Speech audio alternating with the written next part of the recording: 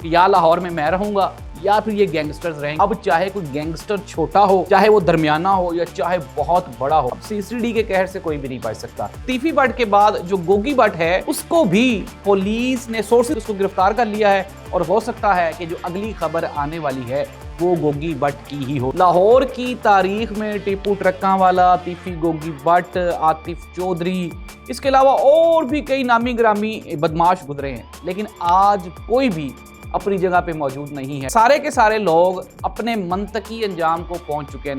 Nadreen bill आखिर तीफी but अपने अंजाम को पहुंचा। तीफी बट को 4 अक्टूबर 2025 को दुबई से इंटरपोल ने गिरफ्तार किया और इसको कराची लाया गया। और जो ताज़ा तरीन इत्तलात हैं उसके मुताबिक रहीम यार खान के मुकाम पे ये एक पुलिस मुकाबला हुआ है और सीसीडी और जो तीफी बट के जो साथी थे उनकी फायरिंग से तीफी बट हलाक हो गया। नाज़रीन मैं थोड़ा सा आपको बता दूं, ये जो तीफी बट है ये 1993 में लाहौर में ट्रक्का वाला गैंग और ये जो बट गैंग है इनके दरमियान एक जानी दुश्मनी का आगाज हुआ और फिर हमने देखा कि इसी सिलसिले में लगातार कई कत्ल हुए। और अभी ये जो सिलसिला है ये ताज़ा तरीन जो कत्ल था, आपको याद होगा कि बालाज टीपू जो कि टीपू ट्रक्का वाला का बेटा था, ये अभी रिसेंटली 2 साल पहले जब उसका मर्डर हुआ तो ये जो गैंग वॉर है इसमें एक नया मोड़ आ गया। और ये जो तीफी बट और ये जो इसका दूसरा भाई है गोगी बट, ये दोनों मरकजी मुल्जिमान थे और तीफी बट जो है वो दुबई में रूपोश हो गया था। लेकिन नादरीन फिर हमने देखा कि किस तरह से इसको वहां से गिरफ्तार किया गया, पाकिस्तान लाया गया और बिल आखिर इसको पुलिस मुकाबले में जो भी इसका अंजाम था वो उसको अपने मंतकी अंजाम तक जा पहुंचा। कहा जा रहा है कि तीफी बट के बाद जो गोगी बट है उसको भी पुलिस ने, सोर्सेज ये बता रहे हैं कि उसको गिरफ्तार कर लिया है और हो सकता है कि जो अगली खबर आने वाली है वो गोगी बट की ही हो। नाज़रीन मैं थोड़ी सी आपको डिटेल्स बताऊं ताकि आपको कहानी समझने में थोड़ी आसानी हो जाए। कहानी कुछ यूं है कि टीपू ट्रक्का वाला का जो बेटा है बालाज टीपू, ये मुल्क से बाहर मुकीम था। बिल आखिर ये जो बालाज टीपू है ये वापस आ गया पाकिस्तान और पाकिस्तान आने के बाद इसने अपने जो बाप का टीपू ट्रक्का वाले का जो बिजनेस था वो इसने संभाल लिया। अब ये जो तीफी बट और गोगी बट गैंग है इनके दरमियान एक लंबे अरसे से दुश्मनी चली आ रही थी। मैंने आपको बताया 1993 से, 1993 से। लेकिन बिल आखिर इनके दरमियान चुप-चुपीता हो गया था, कोई खामोशी थी, कोई मार धाड़ नहीं हो रही थी। और बिल आखिर क्या हुआ, ये जो तीफी बट और गोगी बट हैं इनको एक तरकीब सूझी और इन्होंने बालाज टीपू को उसका जो दोस्त था एहसन शाह, उसके थ्रू उसका मर्डर करवाया। एहसन शाह कौन था? एहसन शाह बालाज टीपू का एक दोस्त था और ये बालाज के अमूमन साथ ही रहता था। बालाज के जितने भी कारोबार थे वो एहसन शाह देखता था और एहसन शाह को ये जो गोगी बट और तीफी बट है इन्होंने अप्रोच किया। इन्होंने अप्रोच करने के बाद एहसन शाह को ये लालच दिया कि अगर तुम बालाज टीपू के मर्डर में हमारी मदद करोगे तो एक तो बालाज टीपू का जितना बिजनेस है, ट्रक्का वाला गैंग का जितना बिजनेस है, जितनी प्रॉपर्टीज हैं वो सारी तुम्हें मिल जाएंगी और इसके साथ ही साथ हम भी तुम्हें माली तौर पे मुआवनत करेंगे।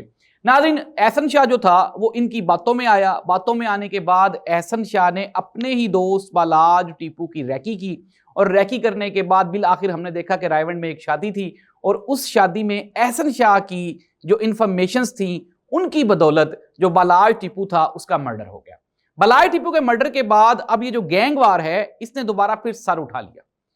उसके बाद जो अगला जो सानहा है, जो अगला जो इंसिडेंट है वो लाहौर की कैनाल के ऊपर, ये जो नहर है इसके ऊपर हुआ और वो जो वाकया था उसमें तीफी बट की बहन और उसका बहनोई वो दोनों मर्डर हो गए थे। ये भी इसी गैंग वॉर के दो, आप ये कहें कि कत्ल थे। ये एक सानहा था जो कि इस गैंग वॉर को आगे बढ़ाते हुए ये भी एक हो गया। अब इसके बाद जो तीफी और गोगी बट हैं ये रूपोश थे।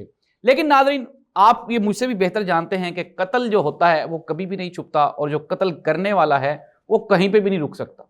और बिल आखिर ये सारे के सारे लोग अपने मंतकी अंजाम को पहुंच चुके हैं। नाज़रीन अगर ये गैंग वॉर ना होती तो आज एहसन शाह अपने खानदान के साथ होता, आज बालाज टीपू अपनी फैमिली के साथ जिंदगी गुजार रहा होता, आज तीफी बट और गोगी बट अपने घरों में सुकून की जिंदगी गुजार रहे होते और तीफी और गोगी की जो बहन और बहनोई मर्डर हो गए वो भी आज अपने बच्चों के साथ मौजूद होते। लेकिन ये जो पैसा है, ये जो पावर है, ये जो इक्तदार है, ये लालच है, नशा है और इसके हसूल के लिए इंसान समटाइम्स हर हद क्रॉस कर जाता है।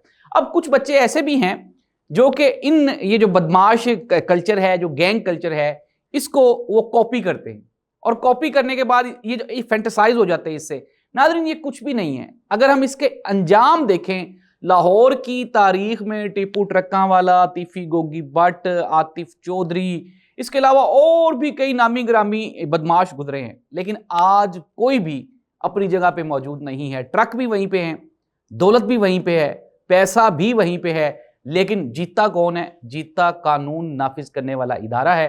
नाज़रीन, एक और सानहा, अब सीसीडी गुज़श्ता कई रोज से कार्रवाइयाँ कर रही है।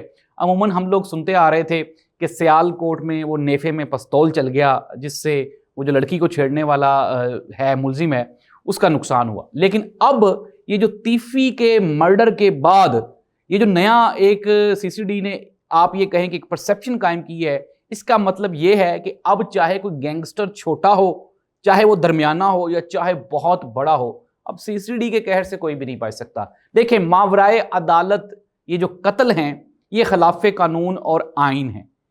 अब हुकूमतें, अदालतें, आइन और कानून क्या फैसला करता है, ये अदालतें ही फैसला करेंगी, आप या मैं फैसला नहीं करेंगे। लेकिन इन तमाम कहानियों से जो हमने एक सबक सीखा है, वो यही है कि बुराई का अंजाम सिवाय बुराई के और कुछ भी नहीं होता। आज ये तमाम की तमाम जो फैमिलीज़ हैं, ये अपने, आप ये कहें कि नुकसानात बर्दाश्त कर बैठी हैं। इन्होंने अपने सरबराहान की कुर्बानियाँ दे दी हैं, ये बेचारे मर गए हैं, दुनिया से फना हो गए हैं। इसकी वजह क्या थी? सिर्फ और सिर्फ वो मेंटल अप्रोच आपकी, जो आपको रातों रात करोड़पति बनने के ख्वाब दिखाती है।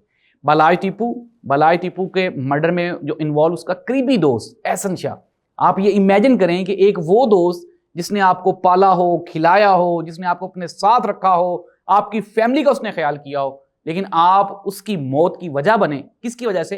पैसे की वजह से। तो ये क्या है? ये सिर्फ और सिर्फ लालच है। नाज़रीन, लाहौर में जो गैंग वॉर है, उसका इख्तिताम हो चुका है।